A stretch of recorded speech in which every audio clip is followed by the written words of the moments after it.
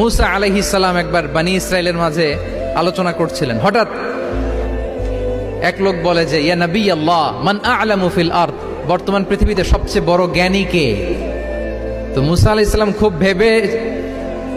খুব বেশি ভাবনা চিন্তা না করে বলে ফেললেন, আনা, আমি সবচেয়ে বড় জ্ঞানী। এটা ভুল বলেন নাই, কারণ যাকে আল্লাহ তাআলা ওহির জ্ঞানে ধন্য করেন তিনিই তো সবচেয়ে বড় জ্ঞানী।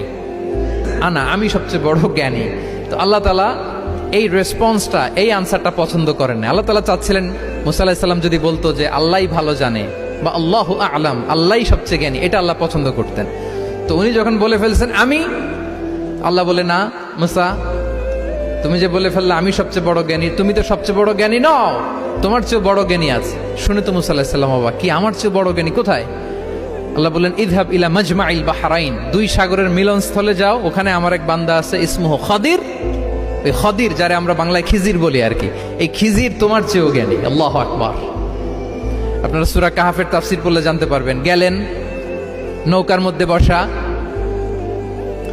হঠাৎ একটা চড়ুই পাখি এসে সাগরের পানি খাচ্ছে। অনেক, to make the long story short, বড় স্টোরিকে আমি ছোট করে বলছি। দুইজন নৌকায় বসা, একটা চড়ুই পাখি এসে সাগরের পানি খায়। তো খিজির আলাইহিস সালাম বললেন, মুসা, চড়ুই পাখিটা দেখতে পাচ্ছ? মুসা আলাইহিস সালাম বললেন, হ্যাঁ দেখতে পাচ্ছি। চড়ুই পাখি যে পানি খেলো এইমাত্র, এটা দেখেছো? হ্যাঁ দেখেছি।